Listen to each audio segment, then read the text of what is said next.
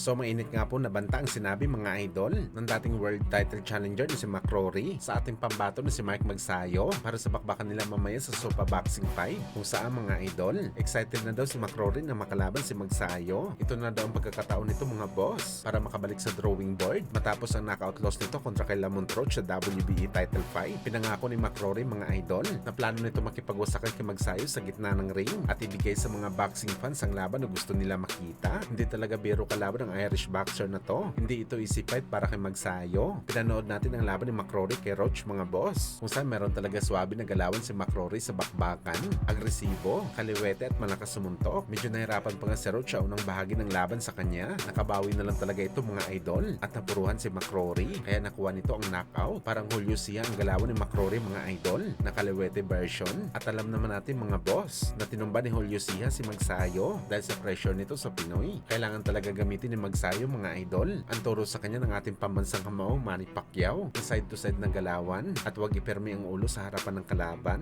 Straight ahead kasi ang galawan ni McCrory, talagang pasulong. Pero gayon pa man mga idol, tiwala pa rin tayo sa husay ni Magsayo. Sa tagal na ginugol nito sa ensayo mga idol, malamang malaki nang in-improve nito sa bakbakan. Kaya abangan natin ang digmaan na yan mga boss. Samantalang ating pambansang kamao Manny Pacquiao, binigyan ng regalo si Pedro Taduran matapos ito manalo sa laban kontra kay Gustavo Perez kung saan isang tumataginting na $5,000 ang pabonus ni Pacman kay Taduran o 300,000 pesos para sa pera natin. Talagang pumaldo si Taduran dito mga boss. Ang ganda naman kasi ng performance na pinakita niya sa bakbakan nito sa Meksikano. 4 na beses niya ito pinabagsak sa lona. Sa kanya ito na-knockout sa bakbakan at aasahan natin mga boss na mas malaki pa ang tatanggapin ni Taduran na pabonus galing kay Boss Manny sakali makalaban nito ang unified champion na si Oscar Cullaso at masilat niya ito sa bakbakan. Tiyanta natin mga idol, hindi bababa sa $20,000 ang posibleng ibigay na pabonus ni Pacman sa Pinoy champion.